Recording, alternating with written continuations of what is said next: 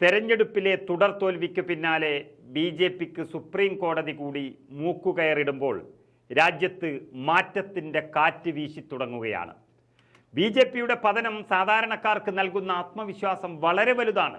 കഴിഞ്ഞ 10 വർഷമായി ജയങ്ങൾ മാത്രം ശീലിച്ച ബി.ജെ.പിക്ക് തിരിച്ചടികൾ തുടരെ വരുമ്പോൾ വലിയ അസ്വസ്ഥതകൾ നൽകുന്നുമുണ്ട്.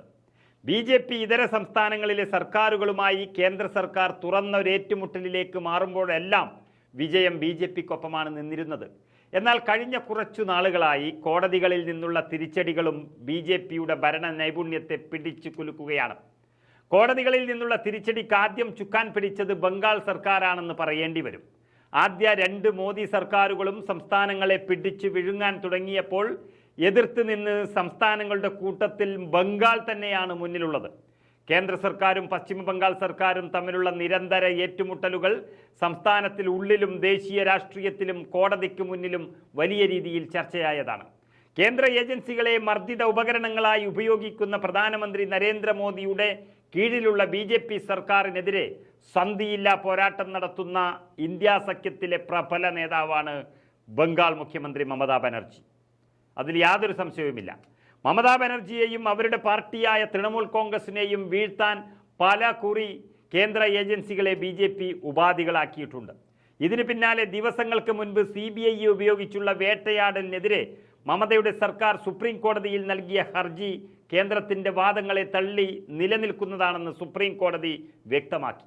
അതോടെയാണ് ബി.ജെ.പി തോൽവി മണത്തു തുടങ്ങിയത്.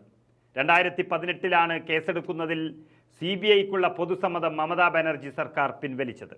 മോദി മമതാ പോരാട്ടത്തിൽ സംസ്ഥാനത്തിനുള്ളിൽ തന്നെ 2 അധികാര കേന്ദ്രങ്ങൾ തമ്മിൽ ഏറ്റുമുട്ടലും പതിവായിരുന്നു. കേന്ദ്ര സർക്കാരിൻ്റെ ആളായ ഗവർണറും സംസ്ഥാന സർക്കാരും തമ്മിലുള്ള പരസ്യ പോരാട്ടമാണ് പല സംസ്ഥാനങ്ങളിലും കണ്ടത്. പൊതുസമ്മതം സംസ്ഥാന ഭരണകൂടം റദ്ദാക്കിയിട്ടും സംസ്ഥാനത്ത് CBI കേസുകൾ രജിസ്റ്റർ ചെയ്യുന്നതിനെതിരെയാണ് മറ്റു വഴികൾ അടഞ്ഞപ്പോൾ മമത സുപ്രീം കോടതിയിലെത്തി ചോദ്യം ചെയ്തത്. കേന്ദ്ര സർക്കാരിൻ്റെ പിൻബലത്തിലാണ് സംസ്ഥാനത്തിൻ്റെ അധികാരം ചോദ്യം ചെയ്തുള്ള നീക്കത്തിന് CBI തയ്യാറായത്. CBI നിലപാടിനെ ചോദ്യം ചെയ്ത് കേന്ദ്ര സർക്കാരിനെതിരെ പശ്ചിമ ബംഗാൾ സമർപ്പിച്ച ഹർജി നിലനിൽക്കുമെന്ന് സുപ്രീം കോടതി വ്യക്തമാക്കിയതോടെ ഫെഡറൽ സംവിധാനത്തിന് മേൽ കേന്ദ്രം നടത്തുന്ന ഒരു അധികാര പ്രയോഗം കൂടി പരമോന്നത കോടതിയിൽ ചോദ്യം ചെയ്യപ്പെട്ടിരിക്കുന്നു. ഇവിടെ മുതൽക്കാണ് ബി.ജെ.പിയുടെ തിരിച്ചടികൾ കോടതികളിൽ നിന്ന് തുടങ്ങിയത് എന്ന് നമുക്ക് കാണാൻ സാധിക്കും.